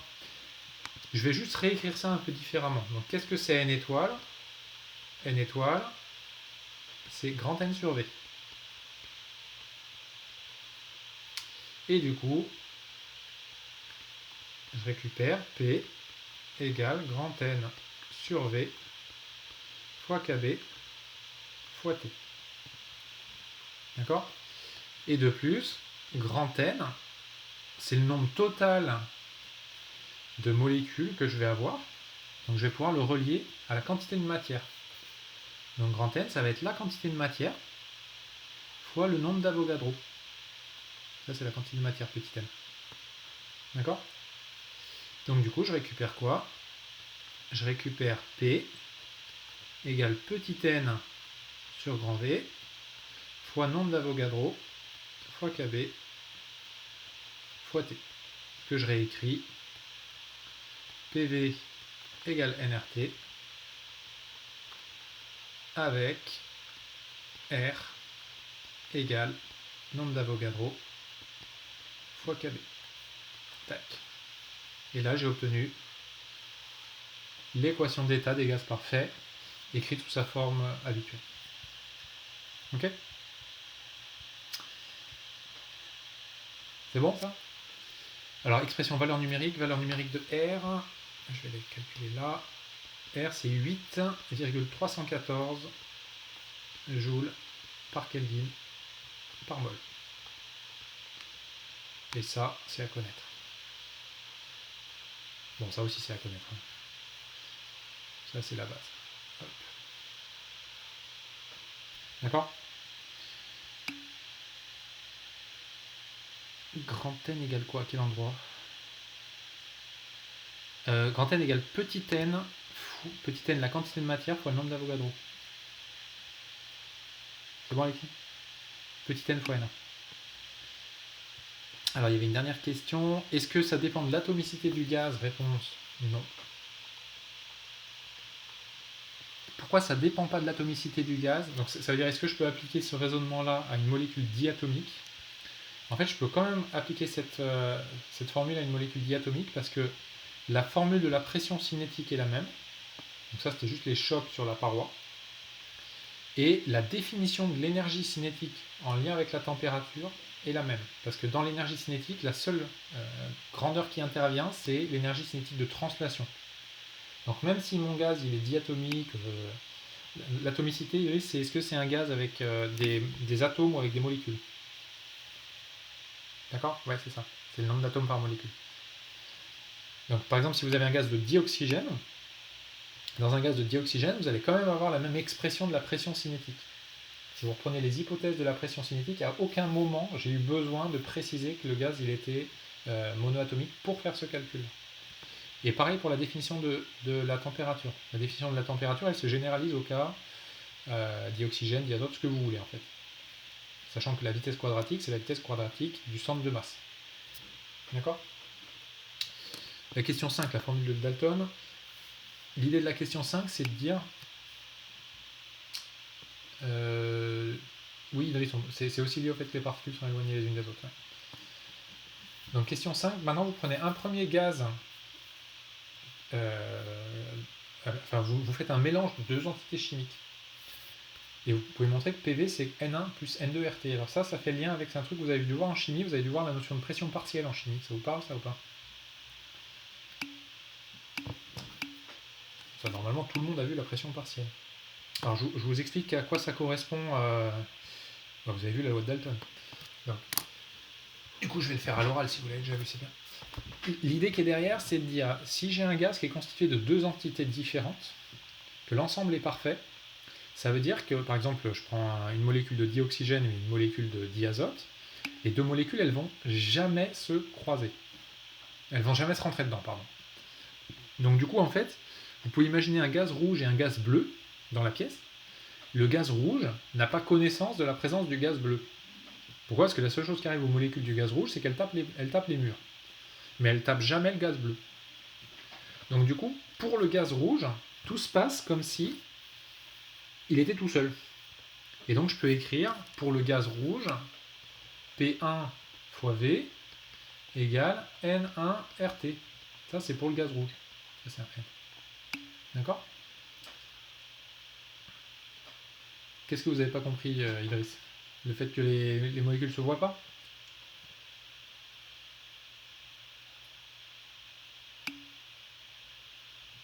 Non, justement, comme c'est un gaz parfait, qu'il n'y a pas de choc intermoléculaire, les molécules entre elles ne se choquent pas. Les molécules, les seuls chocs qu'elles vont avoir, c'est des chocs sur les parois. D'accord? Il n'y a pas de choc intermoléculaire. C'est ça la clé du modèle du gaz parfait. C'est une des hypothèses. Et ça reste vrai entre les deux types de gaz. Ouais. Alors c'est théorique ou ça existe ce genre de situation? Bah, évidemment que ça va exister ce genre de situation dans la limite des gaz infiniment dilués. Donc pour le gaz rouge, je peux écrire ça. Pour le gaz bleu, que je vais dessiner en bleu, est-ce que ça sera mieux? Hop.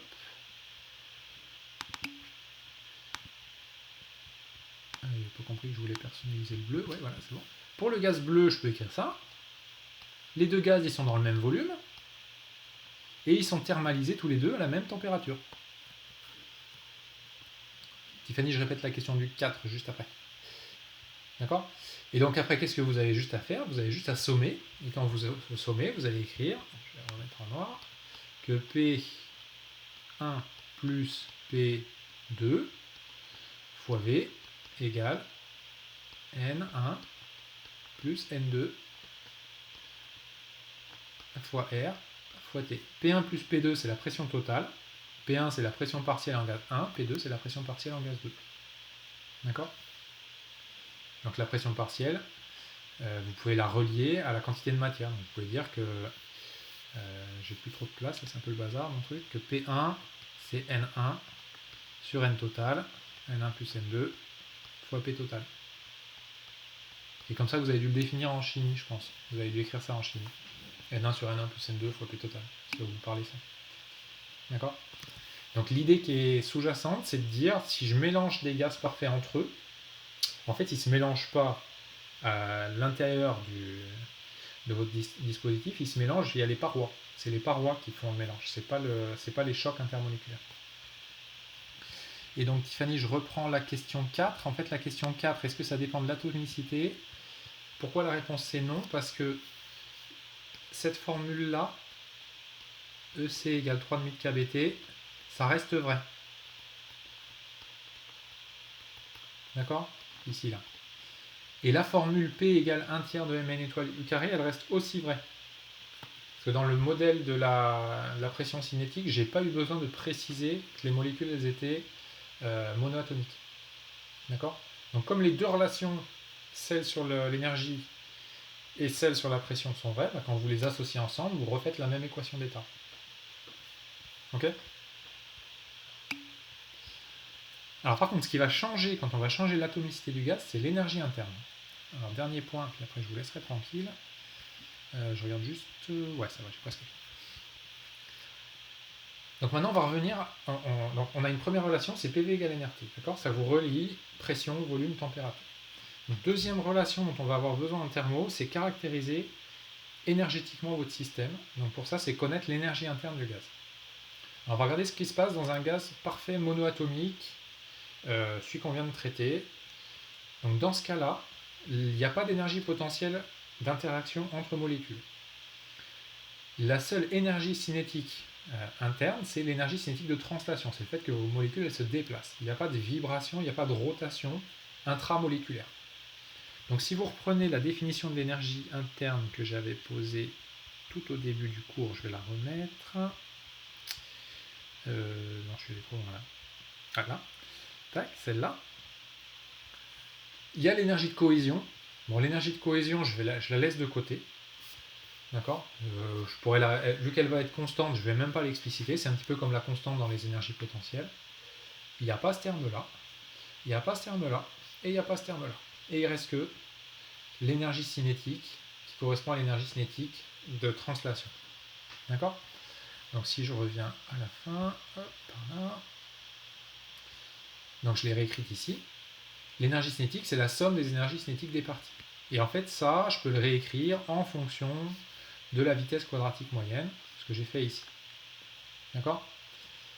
Qu'est-ce que je reconnais ici? Je reconnais le terme 1,5 de m u carré, qui vaut par définition 3,5 de kBT.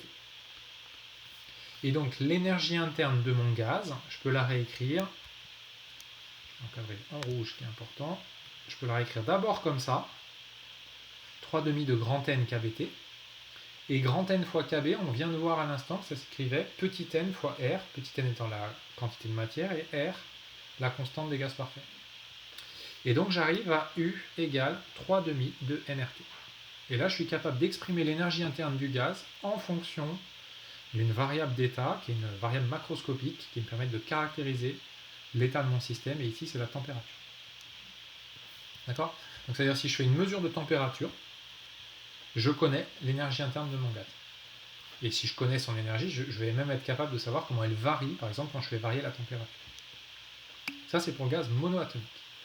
À quoi sert l'énergie interne? L'énergie interne, elle va être à la base du premier principe de la thermo, et ça va être à la base des échanges, ça va me permettre de caractériser les échanges énergétiques. Donc, là, dans le premier et le deuxième chapitre, je pose les grandeurs dont je vais avoir besoin pour, à partir du troisième chapitre de thermo, je parle juste de la partie de thermo, commencer à faire des calculs d'échange d'énergie entre les systèmes. D'accord? Et j'ai besoin de caractériser mes systèmes avant. Donc du coup, j'obtiens que l'énergie interne, elle dépend que de paramètres macroscopiques. On dit que c'est une fonction d'état. Alors je reviendrai sur le vocabulaire au prochain chapitre, mais je commence déjà. Donc une fonction d'état, c'est une fonction qui ne dépend que des variables d'état. Les variables d'état, c'est les grandeurs physiques qui me permettent de caractériser mon système. La pression, la température, le volume. D'accord? Donc l'énergie interne, ça ne dépend que de ça. Ce qui veut dire que sa variation ne va dépendre que de l'état initial et de l'état final. Ça, c'est quelque chose qui est à mettre en lien avec l'énergie potentielle, par exemple. La variation d'énergie potentielle, ça dépend que de l'état initial et de l'état final. C'est pareil pour l'énergie interne. Alors comment on fait pour comprendre l'origine du 3,5? Et bien en fait on fait le lien avec le quantum d'énergie thermique, qui est le 1,5 kBt, et qui vous donne l'énergie thermique moyenne par degré de liberté de votre système. Donc là, il y a 3 degrés de liberté de translation, ça fait 3,5 kBt par molécule, et après vous sommez sur toutes les molécules, et vous obtenez le 3,5 de NRT. D'accord? Ça, c'est le gaz parfait monoatomique, c'est le système le plus simple du monde. Ça veut dire PV égale NRT, équation d'état, U égale 3,5 de NRT, énergie interne. Le problème, c'est que c'est assez rare. Un quantum, c'est la plus petite quantité que vous pouvez faire. C'est une quantité caractéristique infinitésimale. Ok? Alors maintenant, on va essayer de faire des systèmes un peu plus compliqués. Donc un système un peu plus compliqué, c'est au lieu qu'il soit monoatomique, il va être diatomique. Et on va regarder les autres gaz. Qu'est-ce qu'on constate quand on étudie tous les autres gaz? Donc là, vous avez une figure qui vous montre l'évolution du produit PV sur NR en fonction de P pour différentes températures. Donc en abscisse, c'est la pression. Quand je baisse la pression, à gauche, je constate que tous les gaz, ils suivent tous une relation qui finit ici ou ici. D'accord? Ici, c'est 400, ici, c'est 300. Ben, ça correspond aux températures que j'avais posées. Donc ça veut dire que tous les gaz tendent vers les gaz parfaits quand la pression tend vers 0. Donc ça, on peut résumer en écrivant que ça. Un gaz parfait, c'est la limite quand la pression tend vers 0, d'un gaz réel. D'accord? Et donc du coup, en fait, l'équation d'état, elle va rester vraie. Le PV égale NRT, il va rester vrai. Pour l'ammoniac, pour le dioxyde de carbone, etc., pour l'hélium, pour ce que vous voulez. À basse pression. Pas à haute pression, vous voyez qu'à haute pression ça ne marche pas, mais à basse pression ça va marcher. Ok? Donc là, je vous ai réexpliqué pourquoi c'était vrai. C'est ce que je viens de dire juste avant. Par contre, la différence, ça va être sur l'énergie interne. L'énergie interne, on va constater qu'elle reste proportionnelle à la température. Elle dépend encore que de la température, mais par contre, elle est supérieure à celle du gaz parfait monoatomique. Pourquoi? Parce qu'en plus du terme de translation, le 3,5 de NRT qu'on a vu juste avant, vous avez ce terme-là qui apparaît, et ce terme-là, il correspond à ce qui va se passer au niveau intramoléculaire. Est-ce que votre molécule va vibrer? Est-ce que votre molécule va tourner sur elle-même? Et ça va rajouter des degrés de liberté qui vont augmenter l'énergie interne. D'accord? Alors tout ça, la connaissance théorique de ce truc-là, ça nécessite de maîtriser un peu plus la physique quantique, parce que c'est lié au fait que chaque degré de liberté, vous allez pouvoir soit l'actionner, soit pas l'actionner en fonction de la température. Donc ça sort complètement du cadre du programme. Il n'y a que quelques situations qu'il faut que vous connaissiez. Et une situation qu'il faut connaître parce qu'elle est assez fréquente, c'est celle du gaz parfait diatomique. Pourquoi c'est assez fréquent? Parce que l'air, c'est O2 qui est diatomique et N2 qui est diatomique aussi. Donc c'est pour ça que celle-là, elle est importante, parce que ça va nous servir en particulier pour décrire l'air. Et l'air, c'est un gaz qu'on est quand même amené à utiliser de façon assez fréquente industriellement. Ok? Donc dans le gaz parfait diatomique, vous avez 3 degrés de liberté de translation, qu'on avait déjà. Et puis vous avez aussi 2 degrés de liberté supplémentaires qui correspondent à la rotation possible de votre molécule. Donc vous pouvez faire tourner votre molécule de 2 façons différentes qui correspondent à 2 degrés de liberté. Point commun de tous les gaz parfaits, ils suivent ce qu'on appelle la première loi de Joule, à savoir l'énergie interne ne dépend que de la température. Donc ça veut dire l'énergie interne, ça va s'écrire quelque chose, une constante, fois le nombre de molécules, ou fois la quantité de matière, fois la température. Le nombre de molécules, c'est toujours le cas pour l'énergie interne. Et on dit que l'énergie interne ne dépend que de la température, parce que nous, en thermo, on fixe le système au départ et on ne change pas le nombre de molécules. Alors, conclusion du chapitre. Là, sur ce chapitre-là, je vous ai montré une méthode qui permet de passer du microscopique au macroscopique. Le point clé, c'est le fait que je n'ai pas d'interaction. Le problème, c'est que cette hypothèse-là, elle est tout de suite mise en défaut. Elle est mise en défaut dans les liquides, elle est mise en défaut dans les solides, Elle est même mise en défaut dans beaucoup de gaz. Et du coup, l'idée, c'est de dire qu'est-ce qu'on va garder de la méthode, qu'est-ce qu'on va jeter pour pouvoir décrire des systèmes complexes. Et en fait, comme on a constaté qu'il y avait un lien entre la pression et la température, et que l'énergie interne dépendait aussi de la température, et bien on va essayer de garder ces idées-là pour décrire des systèmes un peu plus complexes et pour caractériser les liquides, les gaz, les solides, tous les systèmes qui vont nous intéresser. Donc ça, c'est ce que je ferai au prochain chapitre. Le prochain chapitre, c'est un chapitre où on va faire, justement, qu'est-ce qu'on va jeter, ça on va voir ça au prochain chapitre. Donc le prochain chapitre, on va faire une approche qui est complètement différente. On va faire une approche qui est une approche phénoménologique, descriptive. On va prendre les systèmes tels qu'ils sont et on va essayer de trouver des relations qui lient la pression et la température. Le but, c'est qu'on ait une boîte à outils en fait pour caractériser nos systèmes. Et une fois qu'on aura fait ça, on pourra commencer à travailler ces systèmes en les chauffant, en les comprimant et en regardant ce qui se passe du point de vue énergétique.